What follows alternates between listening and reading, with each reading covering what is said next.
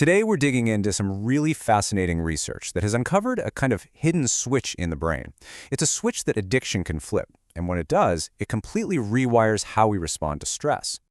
So, let's start with a paradox, a real mystery. We've all felt stress. For some people, that pressure is exactly what fuels a breakthrough idea or helps them meet a deadline. But for someone who's recovering from addiction, that very same feeling of pressure can be a trigger for relapse. How can one signal, stress, lead to two completely different outcomes? Well, that's exactly the question we're going to unpack. The answer to this paradox, it turns out, isn't really about willpower or character. It's about wiring. To really get what's going on, we have to go deep, right into the brain's complex circuitry. You see, stress really does have two faces. On one hand, it can sharpen our focus, it can motivate us, and it helps us overcome a challenge. But for someone in withdrawal, that same stress can set off this profound sense of dysphoria. That deep, awful feeling of unease and dissatisfaction that directly fuels cravings. And this isn't just, a bad mood. It's a powerful force. As Dr. Bray's research puts it, this state can directly drive drug behaviors and predict relapse. So you can see why understanding where this comes from is absolutely crucial. Okay, so to see how this all works, we need to meet the three main characters in this whole neurological drama. Once we get to know their roles, it becomes much clearer how their relationship can go so incredibly wrong. First up, we have dopamine. Now, you've probably heard it called the pleasure chemical, right? But it's a lot more accurate to think of it as the go-get-it chemical. The research talks about its role in something called incentive salience. Basically, it's the stuff that makes a goal look attractive and gives you that drive to actually go after it. Next on our list is corticostone. The easiest way to think about this one is as the body's emergency alert system. For us humans, the equivalent is a hormone you've probably heard of, cortisol. When you get stressed, this stuff floods your system, basically telling your brain, hey, something important is happening, pay attention, and get ready to act. And finally, we get to the real star of our show, the ventral hippocampus. Let's call this the master switch. It's this deep brain region that processes stress and emotion.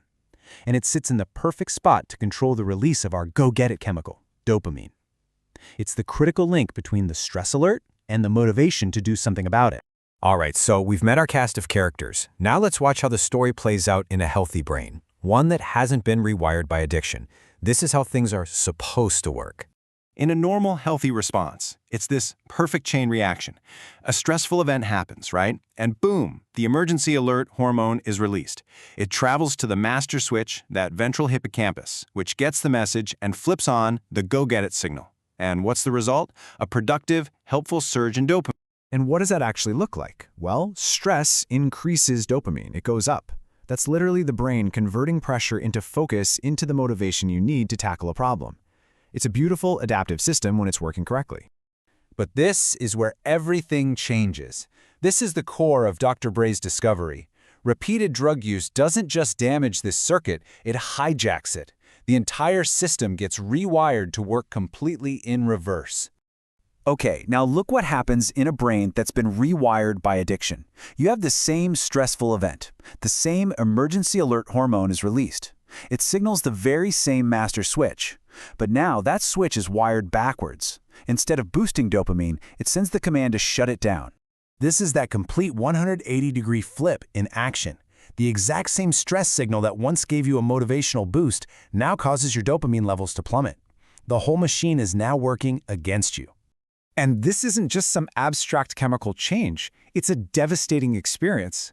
This dopamine crash creates that state of dysphoria we talked about, something called anhedonia, which is the inability to feel pleasure from anything. Just try to imagine being in a state of deep despair with zero motivation, where the only thing that seems like it could possibly offer relief is the very thing that rewired your brain in the first place. So you can see why finding this addiction switch is way more than just some cool neuroscience. What does this actually mean for understanding and maybe, just maybe one day, treating addiction? Well, this discovery really changes the game. It gives us a clear biological reason for why stress is such a powerful trigger for relapse. It explains that crushing despair people feel during withdrawal. And maybe most importantly, it shows that addiction isn't a moral failing. It is a physical rewiring of the brain. And by identifying that master switch, the ventral hippocampus, it gives scientists a brand new, specific target to aim for when developing future treatments. And that, of course, leaves us with the ultimate question. Now that we've found the switch and we know how it gets flipped to the wrong setting, the next great challenge is figuring out if we can develop ways to flip it back, to restore the brain's natural resilience to stress.